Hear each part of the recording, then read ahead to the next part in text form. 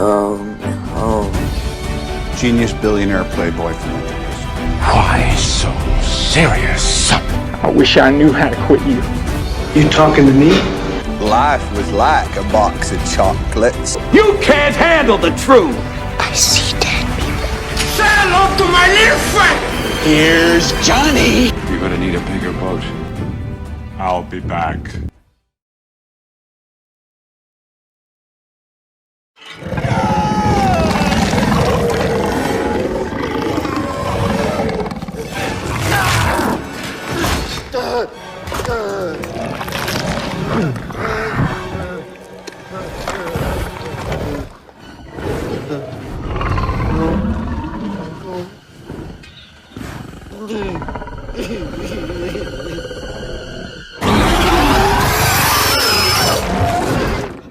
Hey, welcome to another week, another film. We are continuing and coming close to an end on our Jurassic Park / World series.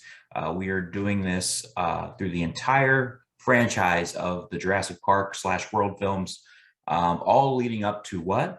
The new Jurassic World Dominion release. That is, as you're watching this, is only 1 week away. Actually, I think it happens this week as you're watching.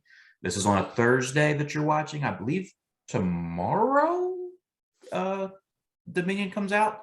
So be sure to tune in next week as we will be reviewing that in all of its glory. It is also, we're wrapping up our season. As Jurassic World Dominion, next week's episode is our season finale. But more about that later. As has been mentioned in numerous of our previous episodes the last couple of weeks, we pre-recorded a lot of these Jurassic episodes. So that's why, and a lot of them were wearing the same clothing. And we're also not doing the news. If there's something major, then I'll edit it in at the beginning. But if not, no news. We've done our last news for the season. We'll be back with our regular news routine next season. But we're here to talk about Jurassic World Fallen Kingdom. It is the last Jurassic movie released as of this recording. And we're going to get into, well, first, how are you guys? We are good. So good. We're so full of Jurassic Park and Jurassic World knowledge that we're just ready to explode. Yep. And tomorrow we go see Jurassic World Dominion. And we are excited. And we're going to see with Matt. So, I mean, yes. In Easton. So we're even more excited. Yes. Very. Look forward to that popcorn. So. Very exciting. I can't wait. It's been a long time coming, especially after going back and watching all of these. I am Jurassic out, but I'm looking forward to Dominion and see where it takes us, where it ends us, because it seems to be the last film. It seems to be the end game, as everybody's in this movie, it seems. So it's going to be very exciting to see how that plays out, and we'll be talking about it next week. So be sure to keep tuning in. Stats.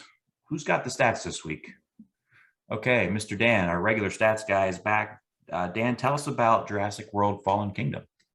Alrighty, guys, you want to talk about a movie released on June 22nd, 2018? Well, guess what? This is the one that we're getting into. Again, if you haven't heard it enough by now, we're talking about Jurassic World Fallen Kingdom.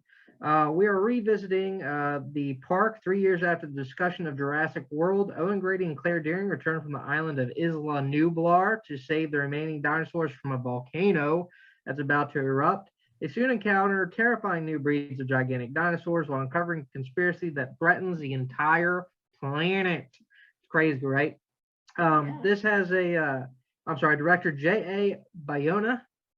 Say if I'm pronouncing that right. Sorry if I'm not. Box office brought in $1.31 billion. We're talking about cinematography by Oscar Farah. The film series, again, part of the Jurassic Park franchise. Screenplay by Colin Trevorrow and Derek Connolly. Overall, what did this movie get in the ratings, guys? 6.1 out of 10 on IMDb, a 47% on Rotten Tomatoes, 51% on Metacritic, but 86% of Google users liked this movie. So, oh, also, I'm sorry, I don't want to miss this out. So, guys, The runtime on this movie, 2 hours and 9 minutes. We often relate, how would this be as far as bathroom breaks, things like that. 2 hours and 9 minutes, as Matt described in our previous episode. Well, guys, you're probably starting to feel the effects of the sodas you got at the concession stand, and you're probably going to have to use the bathroom soon. You might be able to hold on to the end, but you're starting to get a little uncomfortable. So really, let's roll the dice. Let's see what happens.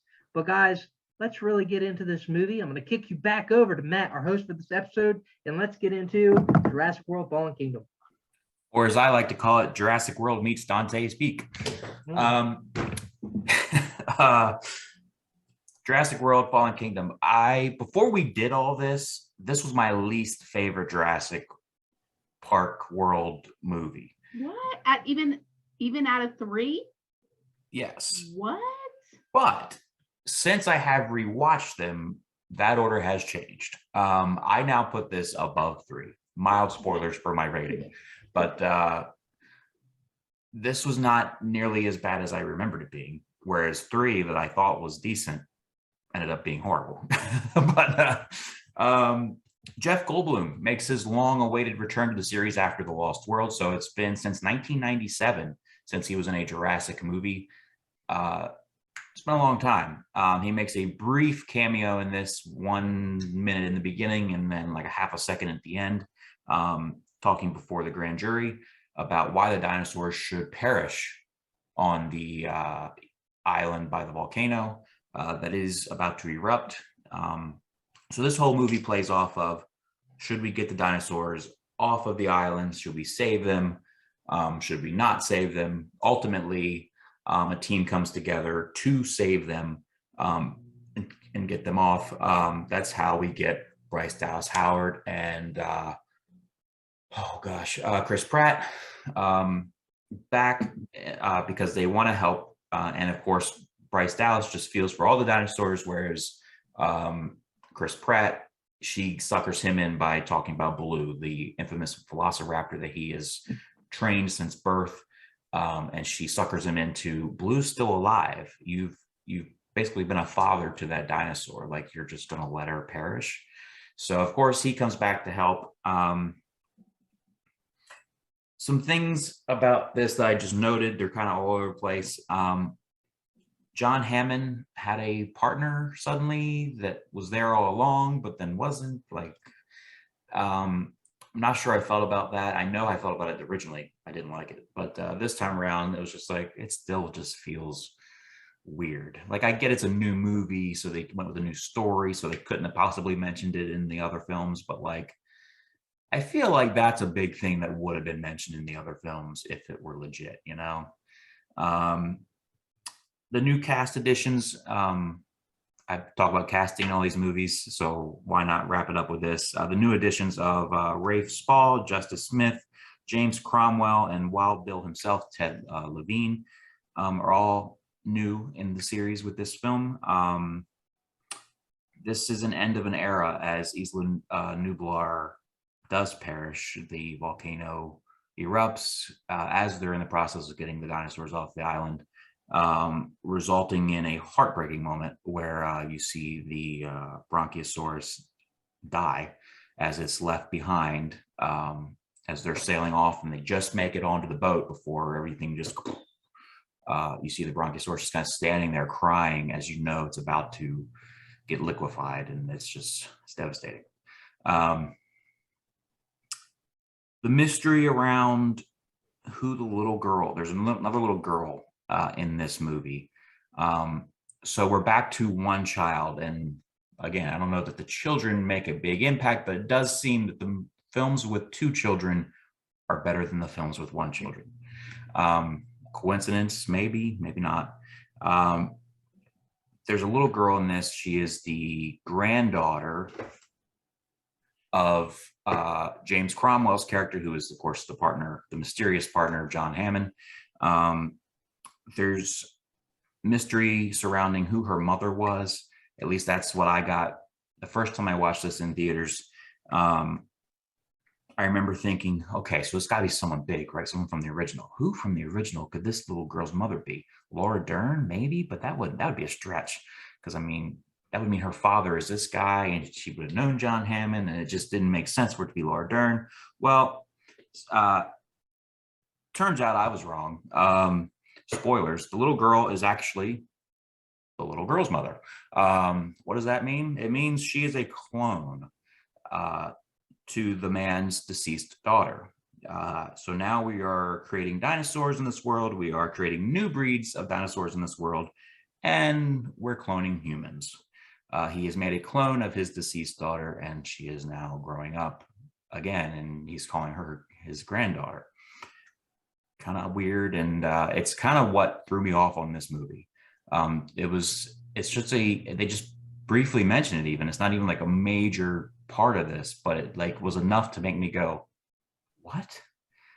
I mean, I'm with you on the dinosaur thing. Let's create dinosaurs, but creating people and cloning them, and it was a bit too far for me.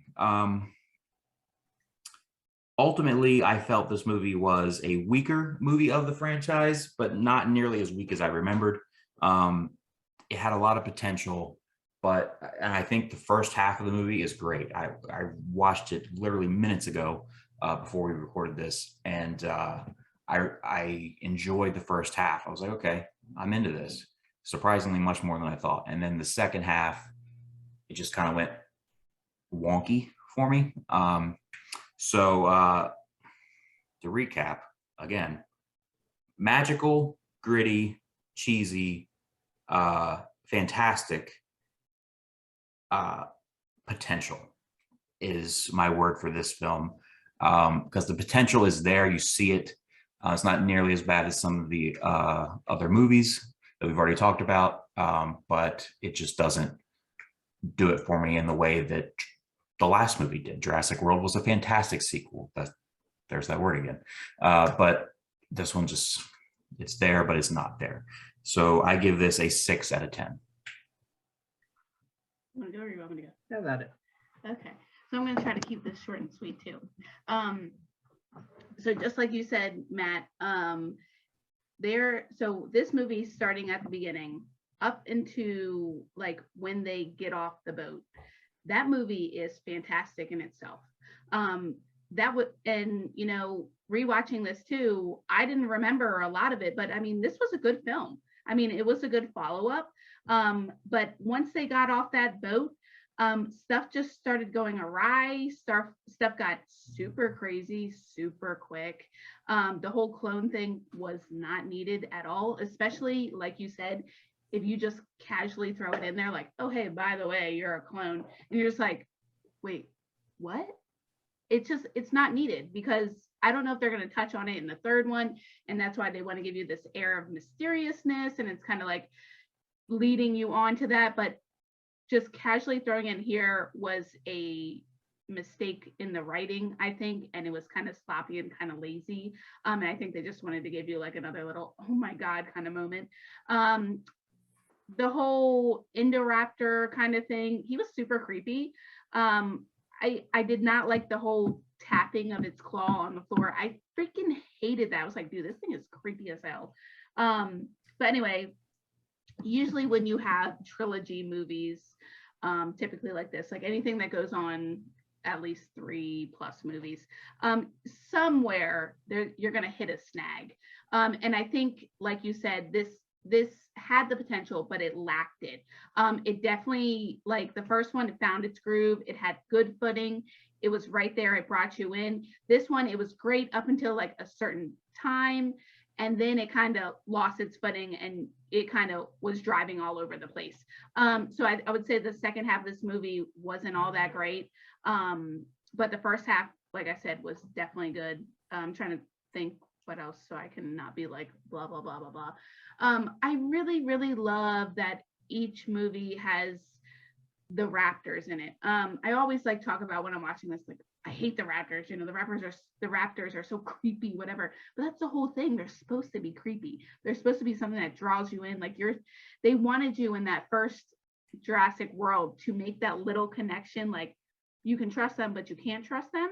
And in here, you know, you actually see Blue defending Owen and the people that he loves and trusts. So that was actually great to see, because it's always a Blue coming in the last moment and wrecking stuff, helping get to that last monster dinosaur, bad baddie, whatever.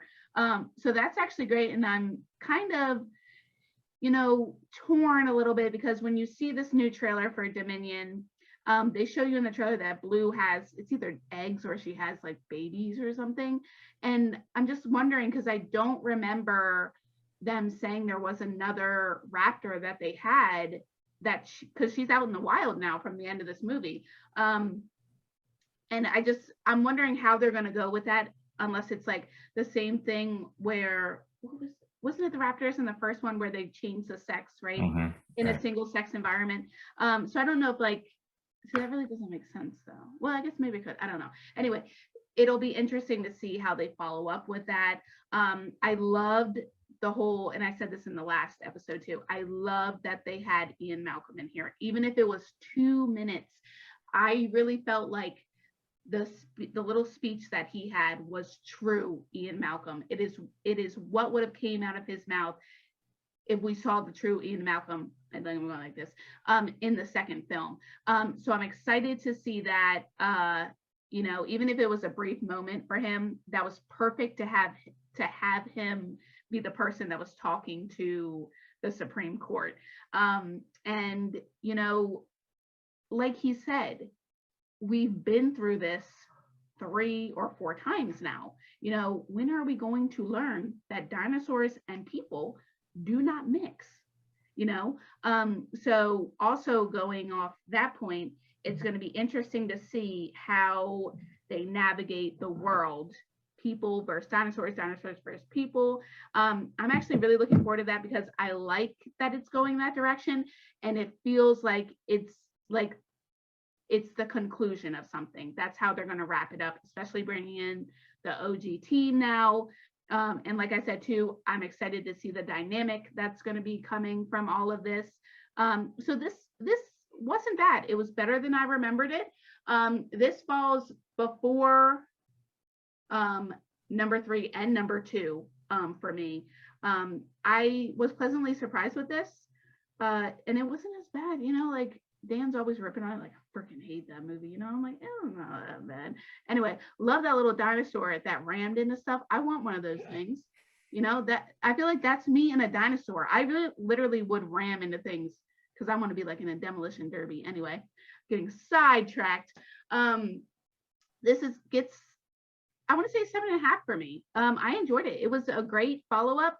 Like I said, it lost its footing, but in looking at it as a whole, I'm excited to see how they try to wrap up Jurassic Park / World as a whole. So yeah, it was decent. It was good. Okay, so getting into my review on this, and yeah, I know a lot of you guys hit a lot of the points that I want to go over. It's kind of one of the things going last in the rotations, like a lot of things that you want to talk about have already been talked about. But as far as the movie, I want to talk about one, Claire. I think that her evolution as a character from Jurassic World, you can stop right there, from Jurassic World, which I thought actually ran kind of parallel to John Hammond. I mean, they present her in the white coat kind of that John Hammond would have had, like a white outfit, Jurassic Park, and thought that you had this illusion of control where you never really had it. We're talking like some of Ian Malcolm's, lines there. From that point to becoming, okay, I want to save the dinosaurs. I'm more about, in the beginning, I'm more about the finances. How are we going to cover this? To now, okay, I want to protect the species. I thought it was a little bit of a jump, but hey, maybe, almost getting eaten, killed, whatever, has changed her heart on the fact that she wants to protect the species, or maybe she just wants to keep people safe. I mean, that remains to be seen. We'll see. I thought that, Chris Pratt being brought back for this, I thought it was kind of interesting that this movie feels like a spiritual successor to Lost World, more so than it does to Lost World than to Jurassic World. Yeah. I felt that there was a lot of similarities, like in Jurassic Park, Lost World, we go to John Hammond's estate where his mansion is. In this movie, Claire goes to Mr. Lockwood. Yeah. Lockwood. sorry if I'm messing that up, estate. We're talking about, okay, we want to try to get the dinosaurs off the island, or we want to save them. There was a lot of similarities here. In fact, the villains in both kind of felt the same to me, and in both instances, they were underwhelming. And in both instances, I felt that they were eventually gotten rid of. It was just funny. I think even in Jurassic World Lost, I'm sorry, Jurassic Park Lost World. See, I'm getting mixed up too.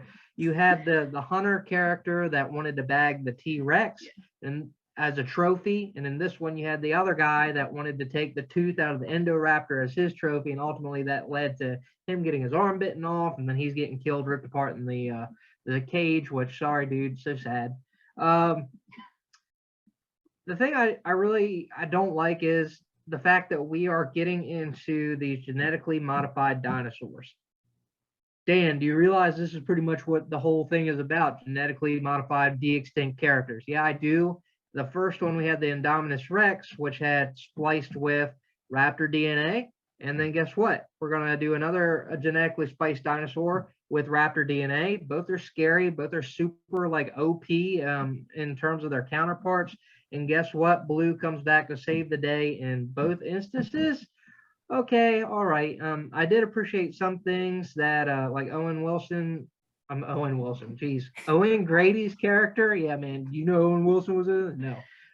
So Owen Grady is shown how he built the relationship with the raptor in the beginning. Yeah. What separated Blue from the rest of the raptors as far as, okay, he's coming up, like she's nuzzling him, like even to his cheek when she thinks he's hurt.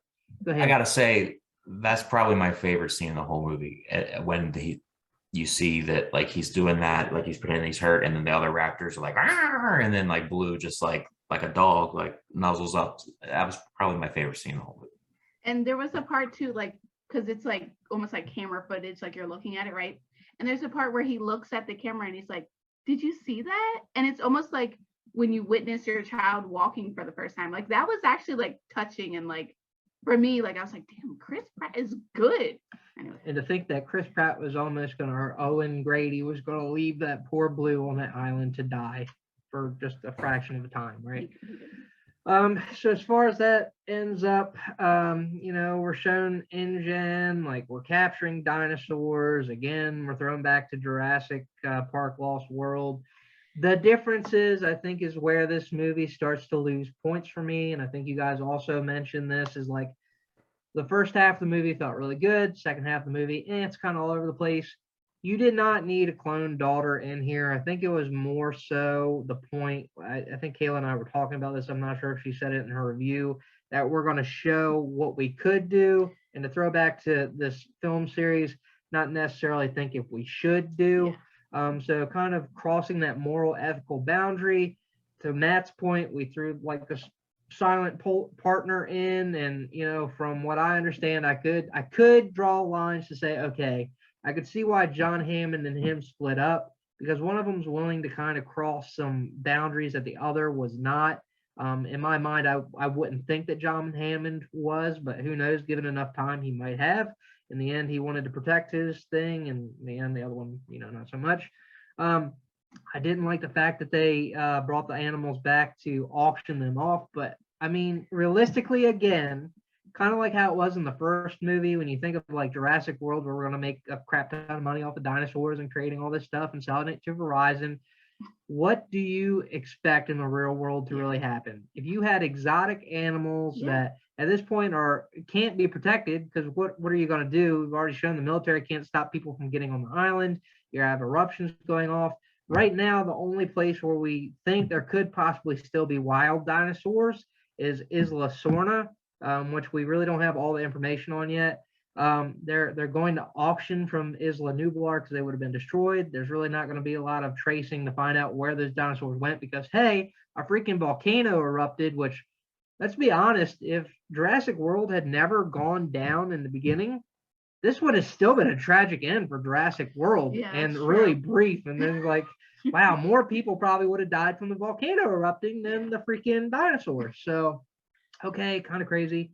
But yeah, the thing with the daughter didn't like. I am looking forward, because I know this sets the scene to kind of flash forward in the future dinosaurs are on the mainland, dinosaurs are starting to breed. Now, how are we going to live with dinosaurs? Da, da, da, da. And that really hasn't been done since briefly in Jurassic Park Lost World, where we had the T-Rex causing all kinds of destruction, mayhem, eating people's dogs, dangling from chains, whatever. So I'm sure there's going to be a heck of a lot that goes down. But the fact that we are killing off all these new genetic animals in such gruesome fashions, just kind of, it gets repetitive. So, okay, Indominus Rex gets eaten by the Mesosaurus. We have the Indoraptor, who Blue makes a reappearance for. Freaking helps knock the thing through the window. It dies. Like, are we going to see these things gain the upper hand on humans? Which in some cases they have. People are still dying. But are we going to get like a Planet of the Apes feel in the next installment? Are we going to get like where, I don't know what Kayla is looking at me for. Like, they're gonna start talking and they're gonna like make their own tribes. no, we're not asking them to do that. But as far as just making their presence, where you would think that where humans are on the mainland, how was Blue, like you said, how is Blue able to breed? How were the dinosaurs able to get a foothold here? It definitely looks like we're going to lose perhaps one, if not more, the main characters of the original franchise, possibly the new franchise based on the trailers. Like, how is it that they came to an area where they didn't exist and then flourish is kind of what I'm getting at.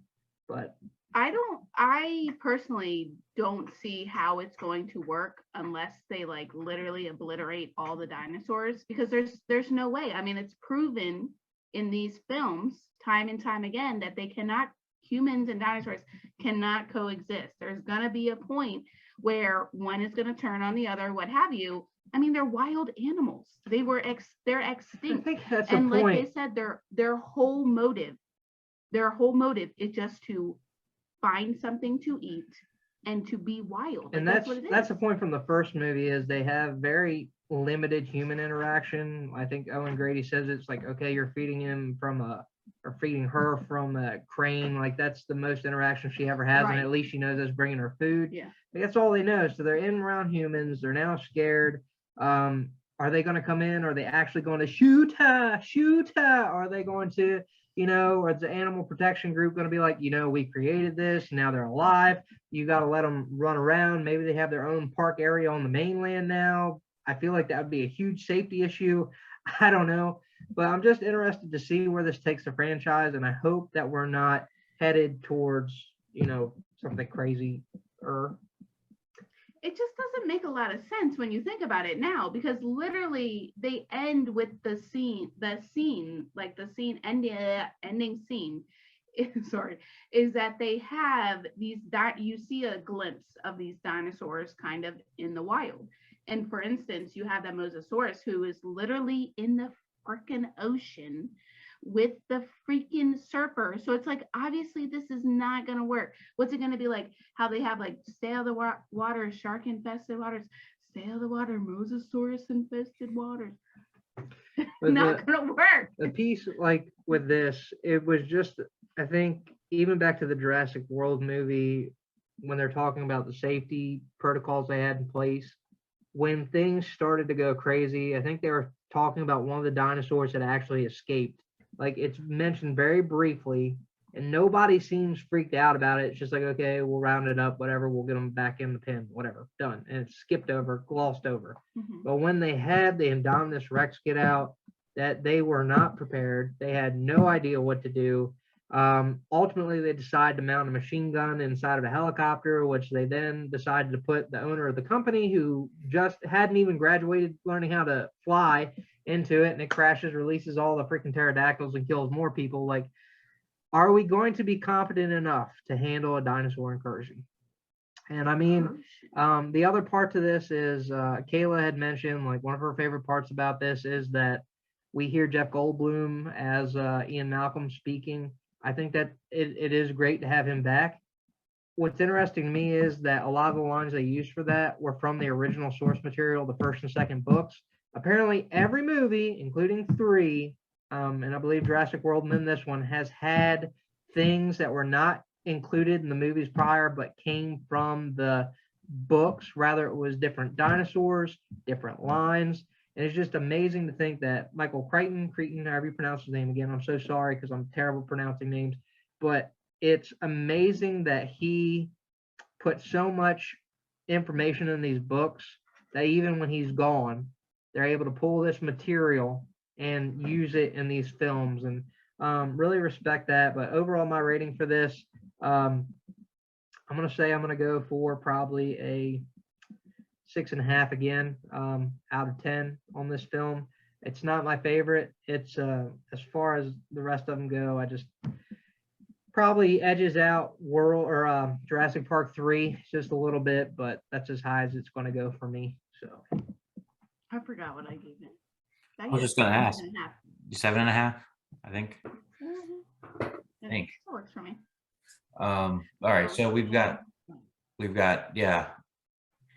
6, 7.5, I believe, and 6.5. 6.5. So there it is. Jurassic World, Fallen Kingdom. The kingdom has fallen in this movie. So I'm interested in, I'm going to ask Dan first. Was your rating lower before you saw this? Probably so. I think that I respected the film a little bit more this round through. The first one, it was just so much shock and awe, like, okay, the girl's a clone of the daughter. Okay, we got this, I don't know. There was just so much replay. It's definitely one that needs another viewing before it's like you can really like come to senses. So Matt, you said yours was definitely lower than. Yeah, initially I was, as far as favorites go, I know I've rated them differently on this show, but favorites I had Park, Lost World, 3, Fallen Kingdom. Now favorites, I'm still all the same, but I've swapped 3 and Fallen Kingdom. 3 is my least favorite. Fallen Kingdom is above it. And I've rated World higher than Lost World, because even though if I'm sitting casually and I want to watch a Jurassic Park movie, I'm more likely to turn on Lost World because I grew up with it. So it's still like my favorite sequel. But I believe that Jurassic World, the first Jurassic World, is the better movie. So that's where I'm at. How do you rate yours? I mean, I think I'm in the exact, well, not so much. I would start with the Jurassic Park because it's number 1, but then I would put Jurassic World, and then I'd go Jurassic Park 2. Then I would put, Jurassic Park Lost World. I keep wanting to call it Jurassic Park 2. Then I would go Fallen Kingdom, then Jurassic Park 3. So pretty much in line most. You? I would go Jurassic Park, obviously. Jurassic World as number 2. Jurassic World, Fallen Kingdom. And then honestly, Jurassic Park 2, Lost World, and 3 would go hand in hand. Because literally, I mean, I don't know. Like now that, like, see, of course I'm like, ugh. Now that I'm thinking about it, like 2 cinematically obviously is a better movie than 3. I don't know. See, 2 would maybe come up a little higher than 3. So 3 would ultimately be the worst one out of it. And then 2, Lost World, would come right before 3. I don't think any of these are terrible movies. Oh, they're none like, oh, that's a 2 out of 10. Yeah, Right. that's true. That's true. I mean, at least they were cohesive and, you know, for most part, followed a storyline. You were able to comprehend where they were going. Well, I think too, we have seen, like, over our lifetime, we have been able to see the first, the second, the third, the fourth, the fifth, and you're able to place them on a scale a little better now than you were like in the beginning before Jurassic World came about, where you had 1, 2, and 3, and there's like, okay, 3 definitely like a train wreck, and it's like because you were comparing it off the first 2, and it was so different. Your scale has probably changed because Jurassic World came in and it showed you, yeah, we can recapture a lot of what made the original like stand out to us. And then it's like, okay, and then you're given Jurassic World Fallen Kingdom, and it's, at least for me, it's like, okay, you've now showed us what you could do with Jurassic World, but now I'm rating you against this, and I don't feel that you hold the candle to this. Yeah, no, I totally agree with you. That's true. mean, there's a lot there, and that's going to be, high expectations for Dominion really going into this. Now looking back and having watched every single one, I think I have more of an appreciation for it, because really before it was just like I was just a casual watcher. I really didn't dedicate any time to really or investing any time into being like, oh my gosh, a diehard fan. It just was what it was. It was entertainment. Of course, number one was iconic as it is, but all of it was just entertainment. But now it's going to be, I'm really excited, more than I have been, to really see all of them get together, because it's like nostalgic, but it's also really sentimental, because if they decide to go that way with any one of those three characters, it's going to be like a little, tug on your heart. It's going to be a punch, because it's going to hurt, because you've seen them display different attitudes, what have you, in each movie, and it's just gonna it's gonna be hard to watch if that's the direction they go. Only thing I can wish, and I hate to say this, is that after watching Dr. Wu evolve from our little mild-mannered scientist to kind of like the background villain, which is just blowing my mind, Yeah. I honestly hope that he gets eaten in the end, because if he doesn't, that's a loss. So Wu is going to die. Or maybe he wakes up in the raptor's nest, because in the beginning, he's introduced holding the raptor egg. Maybe we feed him to the raptors in the very end, the baby raptors. And I would be happy, because it would come full circle and we've gotten rid of him. So I'm a little torn on that character progression, because it came from like left field, it's not who you expected. It's like literally he pops up and you're kind of like, wait, what?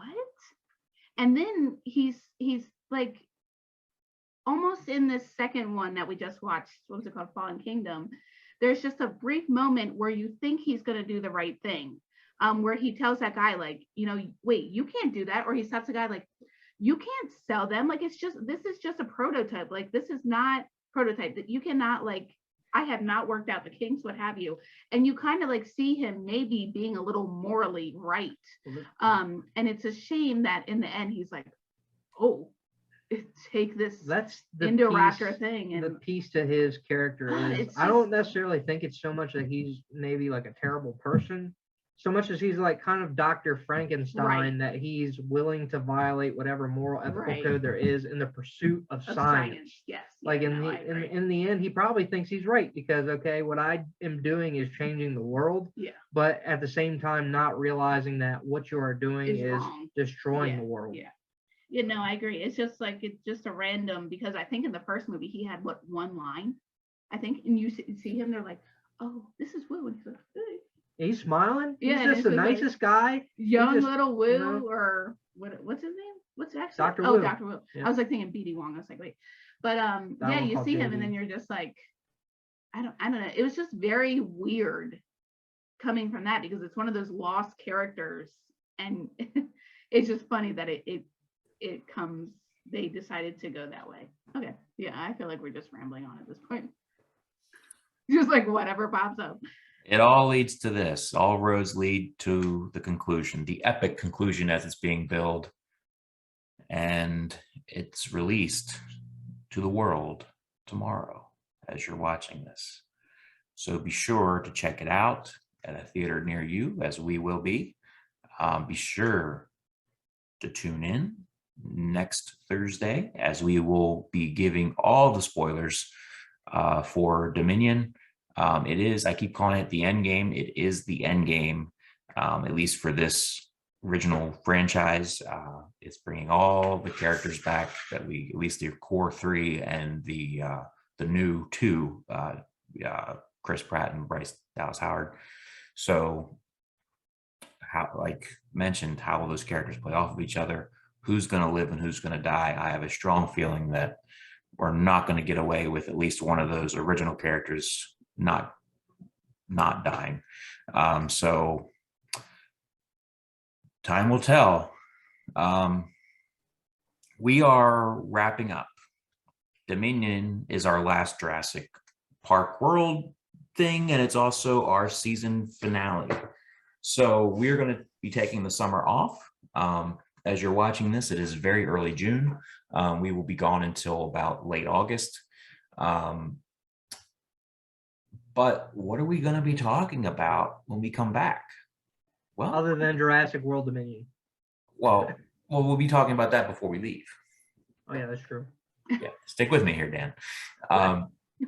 So we're going to be gone, but we need to find out what we're going to be talking about when we come back in August or September or late August, whenever it is.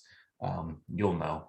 If you don't know, subscribe and click the little alert button. You'll get notifications every time I upload a video. And I only upload a video really when we have a new episode. So our spinny wheel that we have spun once, it was meant to be a new thing for the show.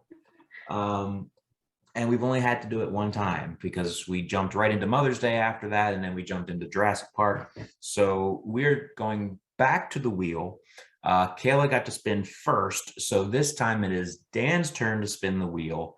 Of course, I physically have the wheel, so I'll be spinning, but it's for Dan. So Hear it. Do your wheel motion. So- So hold it up. Are you on this side of the screen to me? yes, the side you're pointing is the side I'm at. So before you spin, so you're going to spin this episode, and then next week, as we talk about Dominion, you're going to reveal what your pick is. So you have a while or a week in between to pick a movie from the genre or category that we have listed.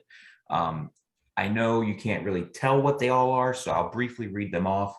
We've got based on a true story. We've got favorite director, superhero films, reboots, book adaptions, independent films, 80s, Robin Williams films, Nicolas Cage films, Ask a Friend, that should be interesting, based on a true story, and I think I already said favorite director, but that brings us all the way around the wheel. Ooh, fun. Ask a friend. Okay. So I had it. What if we don't have any friends? Just kidding. We have friends. We have friends.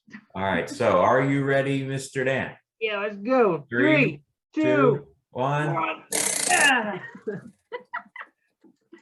my god. What did I say?